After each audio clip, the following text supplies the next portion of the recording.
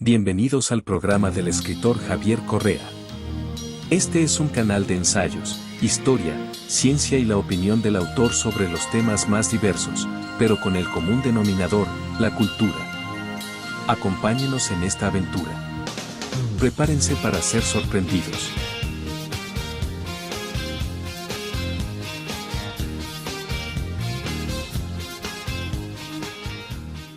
¿Qué tal? Muy buenos días. Yo soy Javier Correa. Hoy vengo a hablarles de uno de los personajes, de las personas más interesantes del siglo XX, Fidel Castro. Este mono que está aquí, este mono que está aquí. Fidel Castro Ruz. Les voy a contar un poquito de su historia, pero sobre todo de las particularidades que lo hicieron un protagonista de América. Este hombre, Fidel Castro, nació un 13 de agosto de 1926. No importa la fecha, pero para que se den una idea, 1926. Y fue hijo natural, lógicamente, de su papá, que se llamaba Ángel Castro Argüiz, y la sirvienta de la finca donde vivía el papá. El papá era parte de la milicia española y lo habían mandado a Cuba a fortalecer y a mantener el dominio. Pero Estados Unidos, a principios de siglo, por ahí de 1898, se avienta con todo, les gana a los españoles y se queda prácticamente con el dominio de la isla. Dice que los libera, pero con unas condiciones bastante férreas. El padre de Castro se queda en la isla, y logra hacerse de algunos terrenos que dedica al azúcar, sembrar cañas. Es sabido que gran porcentaje de la economía de Cuba era proveniente, qué barbaridad, que provenía, era proveniente de la caña, del azúcar que vendían. Este hombre se hace de su tierrita y hace una pequeña finca en un lugar que se llama Virán, ahora es parte de la provincia de Holguín. Y le empieza a ir muy bien, empieza a contratar gente y tal. Una de esas gentes es la mamá de Castro, con quien tiene a Castro, a Fidel y a su hermano Raúl. Los dos hijos del matrimonio. Después el papá, cuando Castro tenía 14 años, se divorciaría ya de la mamá y finalmente se divorcia de la esposa y finalmente se casa en 1940 con la que es su verdadera madre. Desde aquí empieza parte de la historia que nos explica Castro. Desde que tiene 5 años, bueno, lo mandan a la escuela que estaba más cercana, pero en breve el padre cambia de opinión y lo manda a la ciudad de Santiago a estudiar junto con Raúl y con la hermana. Los manda como quien manda a alguien a un internato, no donde los mandan a un internado, lejos de ellos, y a partir de ese momento ya no regresarán a casa. O sea, regresarán esporádicamente, en vacaciones y cosas como esas, pero realmente se quedan como internados. De hecho, este primero, cuando es niño, se van con una institutriz una mujer que les daba clases ahí cerca de donde vivían y que se va a Santiago y el padre le paga y con eso la mujer mantiene a su familia y a estos pelapistanes. Así así fue la vida de Castro. Siempre fuera de casa, nunca en familia. Por eso el grande apego que le tenía a su hermano Raúl. Raúl era, al fin de cuentas, su única familia, la familia con la que él convivió, con la que él estuvo. Su presencia, su pertenencia, siempre fue Raúl. Y así, toda la vida de Castro pasa afuera, se educa en el bachillerato,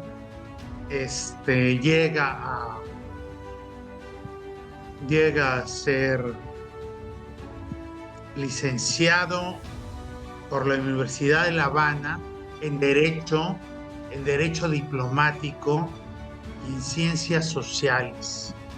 Castro es una persona privilegiada. Al padre de Castro le empieza a ir muy bien económicamente, muy bien. Y entonces tiene buenos accesos, no pasa ningún tipo de penumbras. En fin, Castro realmente era de la élite. O sea, no era súper millonario, pero el padre vivía más que decentemente. Tenía su buen dinero. Y entonces Castro, como les digo, se titula en 3 carreras con la intención de obtener una beca e irse a estudiar a Europa o Estados Unidos. Ya en la universidad empieza a meterse en grupos de izquierda, en grupos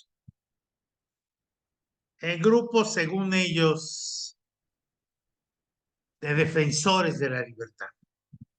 En 1947, cuando él tiene 20 años, se le nombra presidente del Comité de la Prodemocracia Dominicana en su escuela.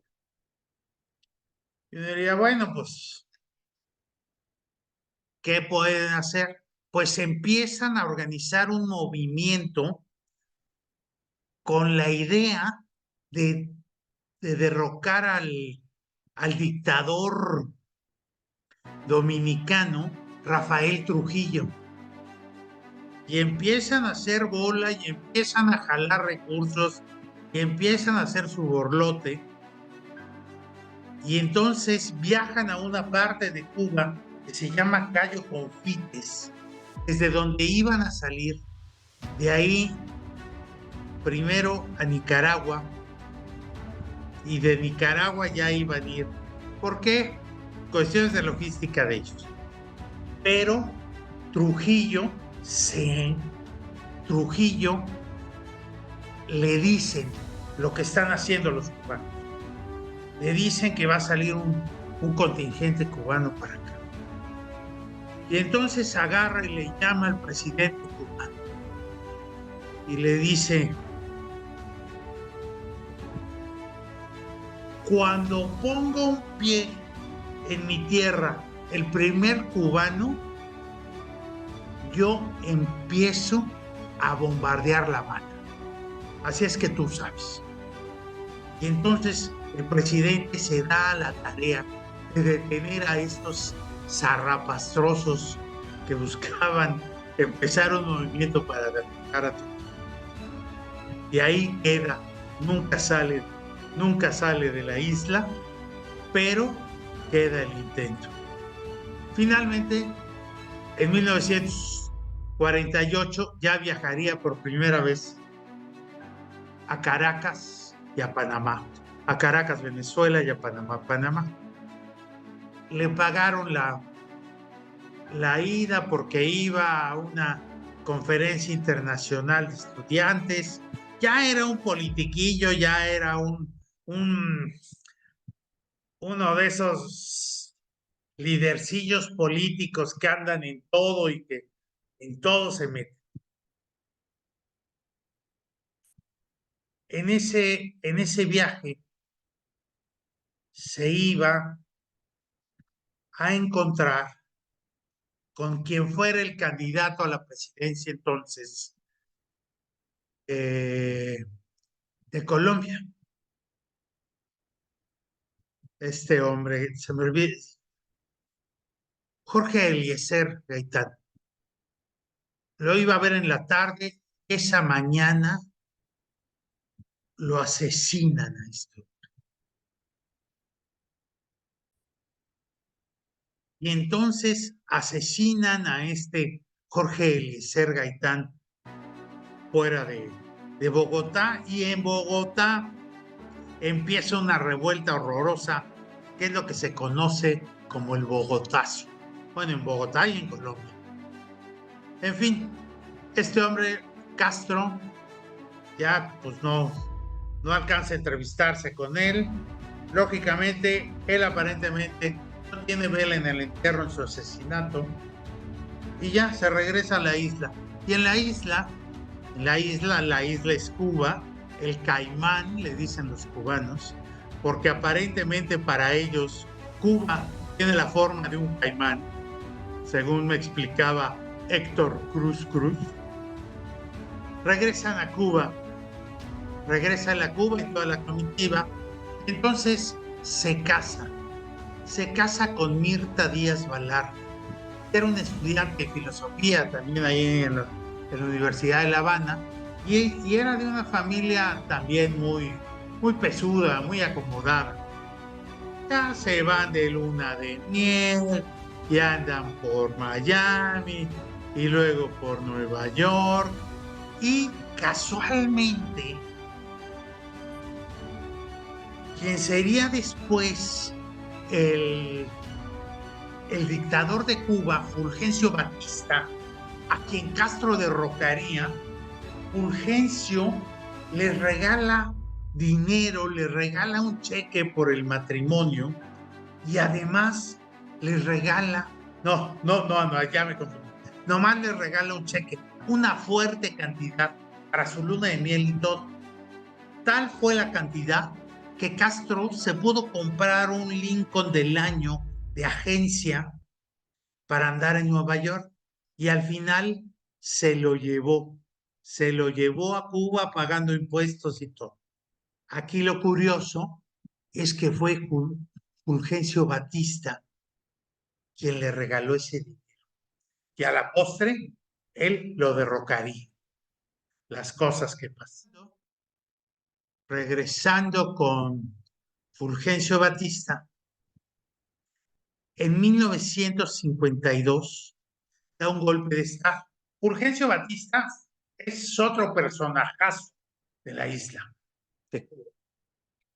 También muy pobre, él sí, muy pobre de chico, anduvo en la zafra, de todo le hizo, de todo, y con sus hermanos, porque se murió su papá, y anduvieron viéndose las negras.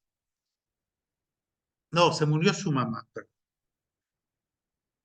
en el momento en que se muere su mamá, Fulgencio tendría como unos 14 años, y dice, no, yo ya no me quedo con mi papá porque mi papá es una bestia. Y se va a las calles de La Habana, y anda mendigando, y anda sin casa, y anda homeless, se dice ahora. Hasta que casi a sus 20, 21 años, se mete al ejército. Y aunque no tuvo ninguna educación y anduvo del tango al tango, a Fulgencio lo enseñaron a leer y escribir. Y Fulgencio era un gran lector, un ávido lector, incluso en sus tiempos donde no tenía casa. Cuando se hacía de un libro, se lo devoraba. Siempre se le veía leyendo. Llega a la milicia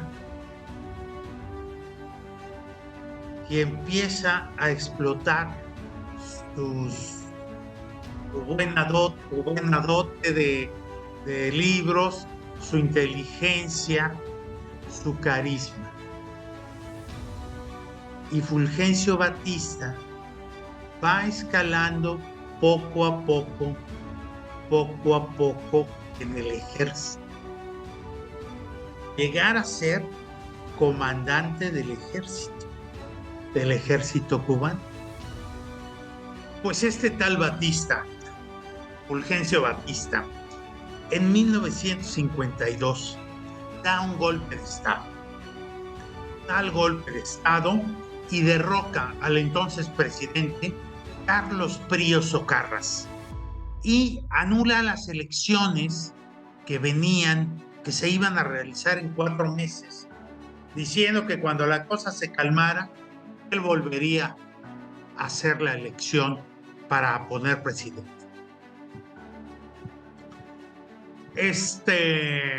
Castro iba corriendo para un puesto público y lógicamente ante el golpe de Estado, como muchos otros cubanos, se escandalizan y empiezan a hacer algo.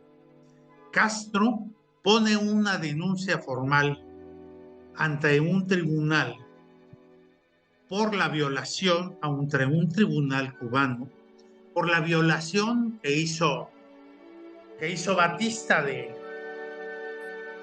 la Constitución cubana. Lógicamente, el recurso no progresa y entonces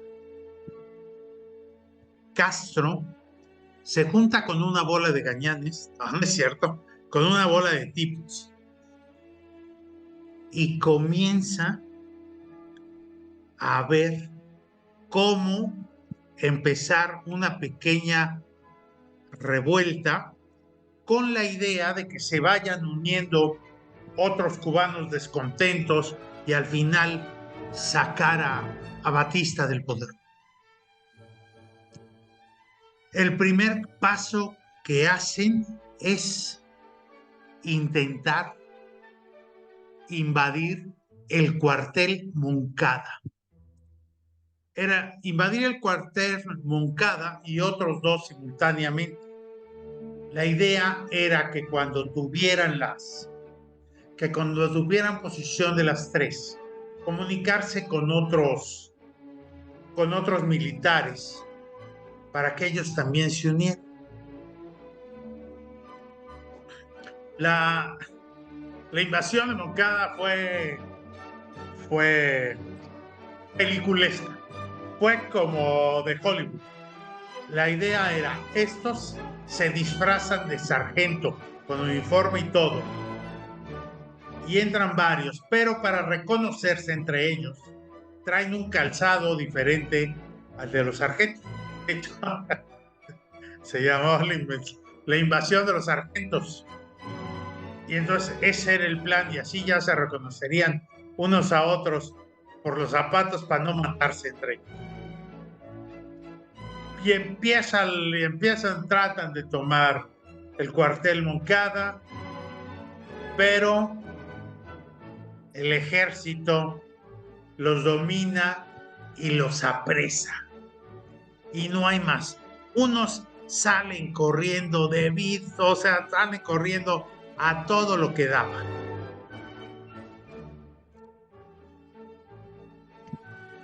El intento fracasa rotundamente. Castro y otros alcanzan a escaparse, salen corriendo. De hecho, algunos de los pobladores esconden algunos de los insurgentes, algunos de los que trataron de hacer la invasión al cuartel Moncada. Y algunos se salvan y otros no. Castro se va y se mete en la sierra. Se mete en la Sierra Maestra huyendo de que lo apresen. Y a los 2 o 3 días de ir caminando en la sierra, ven una casita abandonada y ahí se meten a dormir, a descansar.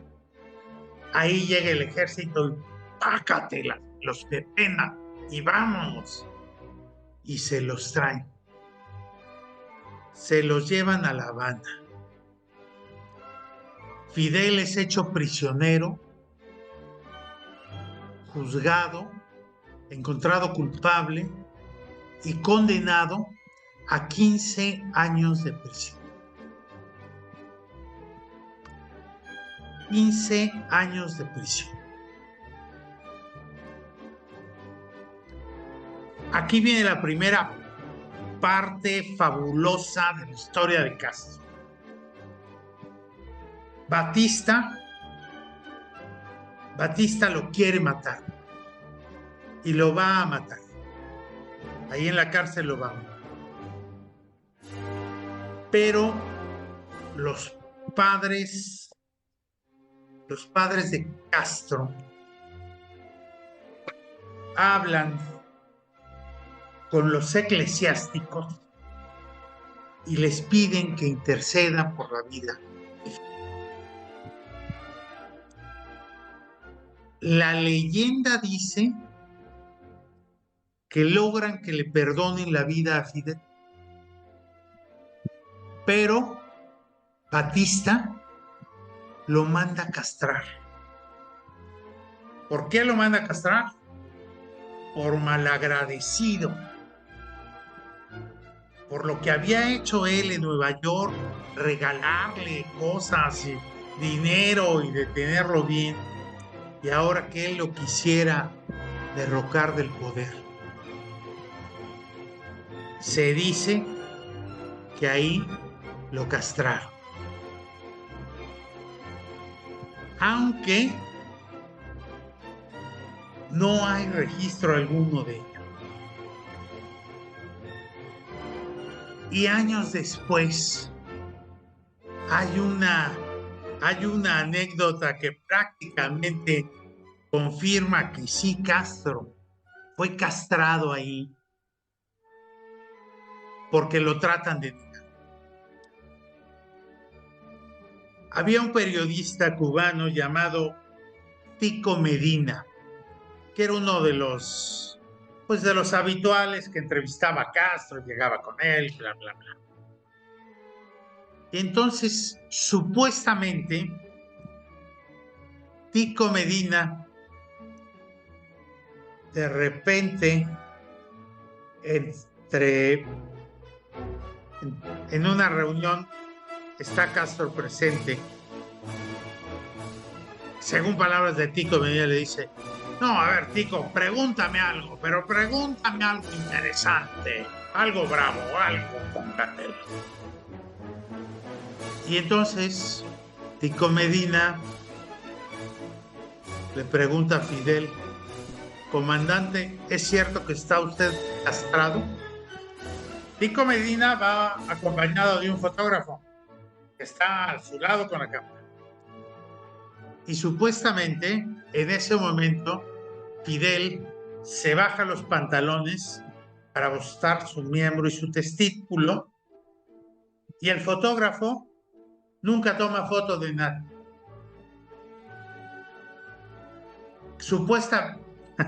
Aparentemente, el fotógrafo estaba en shock y no pudo tomar la foto. Por el amor de Dios, ¿qué clase de historia es esa? Al día siguiente llega la publicación al periódico donde trabajaba Tico Medina de que Castro no había sido castrado. Y esa es la única supuesta prueba de que Castro no fue castrado. Todo parece indicar que sí, lo castró Batista por malagradecido. Y entonces es hecho prisionero, como les digo, aparentemente lo castran ahí, lo condenan a 15 años de prisión, pero solo pasa 22 meses ahí. Pasa 22 meses porque Batista otorga una amnistía a todos los que trataron de derrocar. Castro inmediatamente se exilia en Estados Unidos. Se exilia en Estados Unidos y aquí viene otra de las cosas fabulosas. Se exilia en Estados Unidos y busca quien lo financie para ir a derrocar a Batista. Y empiezan las entrevistas con Rockefeller, nada menos y nada más. Y aparentemente es Rockefeller el quien da gran parte de este financiamiento para que Castro organice su teatrito y regrese a Cuba a invadir, a invadir Cuba con 82 pelados. Así que Rockefeller es el que financia a Castro en la lucha revolucionaria. Castro de ahí se va a México, reúne a 82 changos para este movimiento y el 2 de diciembre de 1956, a bordo del famoso yate Granma, que está ahí en el Museo de la Revolución Cubana, yo lo vi, se van a la isla con la intención de derrocar a Fulgencio Batista. Hasta aquí este primer programa, pero la cosa se pone mejor en el siguiente, porque vamos a hablar del Che Guevara, de Camilo Cienfuegos, de Matos, de qué le pasó a la élite revolucionaria. Los esperamos en el próximo programa con la opinión del escritor Javier Correa y su particular visión de las cosas y de la vida. Acompáñenos en temas simpáticos, en relatos extraordinarios, en sus análisis históricos. Gracias.